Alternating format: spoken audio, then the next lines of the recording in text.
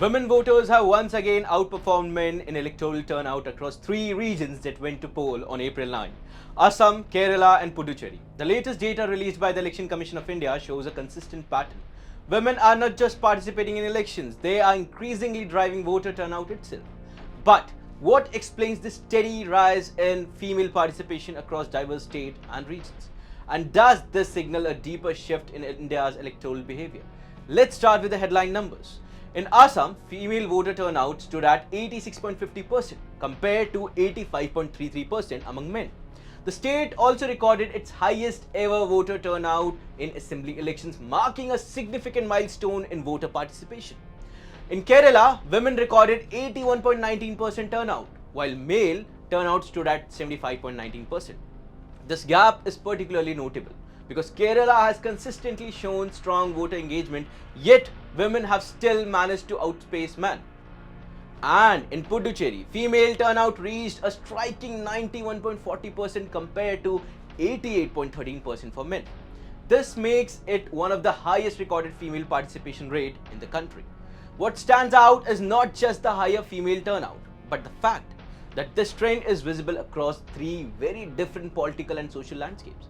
So the key question is this a one-time pattern or a part of a larger structural shift? The evidence strongly supports this is a structural trend. This is not the first time women have outvoted men in these regions.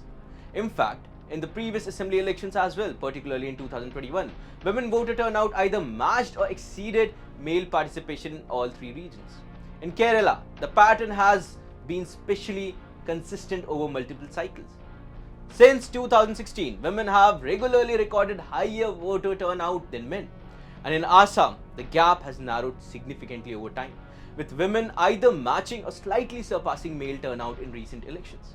And Puducherry has shown a steady upward trajectory in female participation over the past decade, rising from low 80s to 90% today. So what is driving the sustained rise in female voter turnout across these regions? One factor is electoral administration. So the Election Commission of India carried out intensive voter list cleanup exercise ahead of the elections. In Kerala and Puducherry, there was a special intensive revision, while Assam underwent a special revision of electoral roll. These exercises focused on removing duplicate entries, correcting outdated records, and updating voter database, ensuring more accurate and inclusive electoral roll. However, administrative reforms alone do not fully explain the trend. A second and equally important factor is social change. Women voters today are more politically aware and engaged than previous decades. Increased access to education, digital platforms, and welfare-driven governance have strengthened their participation in the electoral process.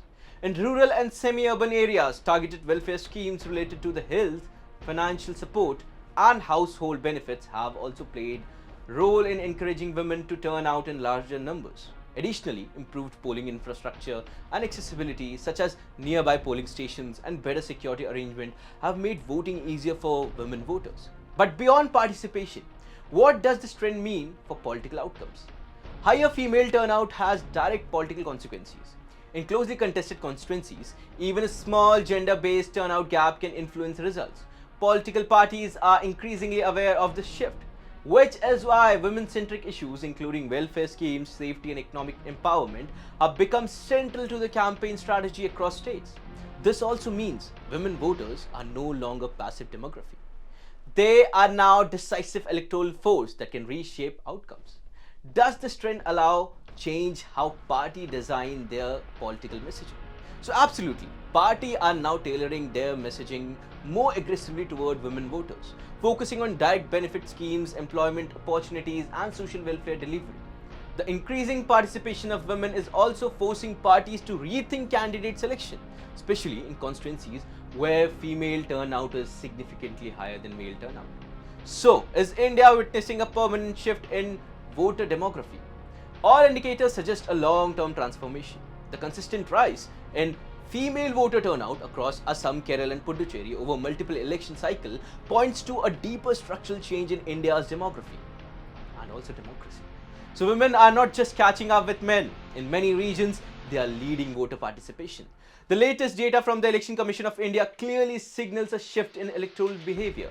Women voters are emerging as one of the most influential forces in Indian elections today, not just as participants, but as decisive voters shaping political outcomes. And as this trend continues, it is likely to redefine the way elections are fought and ultimately won. Till then, we'll keep tracking all the latest updates. Keep watching Times of India.